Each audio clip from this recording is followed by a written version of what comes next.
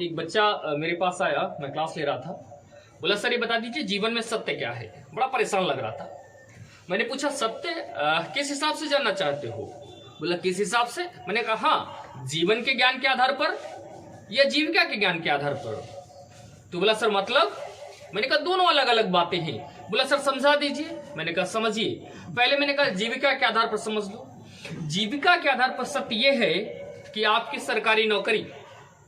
बोला सर ये सत्य है? मैंने कहा बिल्कुल सत्य है। अगर आपकी सरकारी नौकरी लग जाती है तो फिर गोबर भी अगर आप चपोड़ के घूमेंगे ना तो लोग आके ऐसे छुटाक सूंघेंगे, बोले इस गोबर में भी कुछ खासियत होगी। और आप कितना भी पढ़े लिखे हो, अगर आपकी सरकारी नौकरी नहीं लगी तो यही कहेंगे, बोले ये तो लफड़े करता था, हम तो देखा करते थे, अरे ये फालतू घुमा करता था, मैंने कई बार देखा। बोला अच्छा? बोले हाँ। हमने कहा जीविका का ज्ञान ये कहता है कि सच यही है कि आपके पास एक अच्छा रोजगार अर्थात सरकारी नौकरी होनी ही चाहिए, इसलिए आज से मेहनत करना शुरू कर दो। बोला अच्छा। हमने कहा जीवन का ज्ञान ये है, जीवन का सत्य ये है मृत्यु, मौत। इससे बड़ा सत्य दूसरा नहीं होता।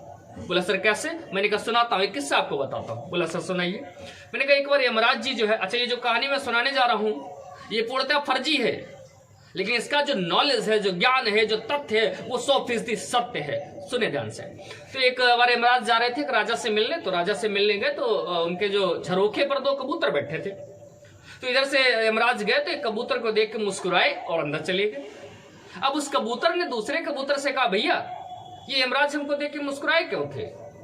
तो दूसरे कबूतर ने कहा कि भैया लगता है यमराज की नजर तुम पर पड़ गई, तेरा नंबर आने वाला है, लगता है समय आ गया। तो उसने कहा भैया यार ये बताओ, कुछ ऐसी जुगाड़ बताओ कि दोबारा यमराज जब बाहर आए ना तो हम पर नजर ना पड़े और हम जो है बच जाएं। अब वो जो दूसरा कबूतर था वो वकील जैसा लग रहा होगा। तो दूसरा कबूतर 2 लोग बैठे थे, तो बोला यार भैया ये बताओ ऐसी कोई सलाह दे दो हमको कि हम जो है बच जाएं, दोबारा जब यमराज आए तो हम पर नजर ना पड़े। अब दूसरा कबूतर वकील टाइप का रहा होगा, ऐसी सलाह वही लोग देते। तो बोला यार ये बताओ तुम उड़ लेते हो? बोला हाँ उड़ लेते हैं। बोला फिर तुम इतनी दूर उड़ जाओ, इतनी दूर उड़ जाओ, इतनी दूर उड़ जाओ कि यमराज को तुम्हें ढूंढने में 10-15 साल लग जाए। बोला ठीक। तो वो उड़ा भाई साहब, और इतना उड़ा इतना उड़ा इतना उड़ा जितना वो जिंदगी में नहीं उड़ा था। और उड़ते उड़ते उड़ते उड़ते उड़ते उड़ते उड़ते उड़ते बहुत दूर एक जंगल में पहुंच गया और वहां जाके बैठ गया। यमराज जब दोबारा निकले राजा से मिलकर के बाहर तो फिर मुस्कुराए। अब दूसरा कबूतर सोचने लगा ये गए थे तब भी मुस्कुराए थे, आए हैं तब भी मुस्कुराए हैं, ऐसा क्या है? तो उसने पूछ ही लिया हिम्मत करके, बोले राजन ये बता, यमराज जी ये बताइए आप जब गए थे तब भी मुस्कुराए थे, आए तब भी मुस्कुराए, कारण क्या है? बोला जब हम गए थे तो इसलिए मुस्कुराए थे कि बार बार यहाँ घूम रहा था, कितना खुश था, खेल रहा था, और मैं सोच रहा था कि इसका समय आने वाला है, अभी ये संसार से चला जाएगा। मूर्ख ही तो है, ये मृत्यु को भूल करके यहाँ जी रहा है।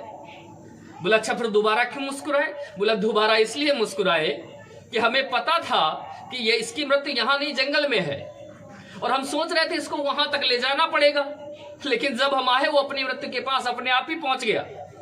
अर्थात जीवन का सार्थक सत्य ही यही है, मौत, मृत्यु, और जो किसी को बुलाती नहीं व्यक्ति खुद ही उसके पास पहुंच जाता है। तो दोनों सत्य जान लो बच्चा।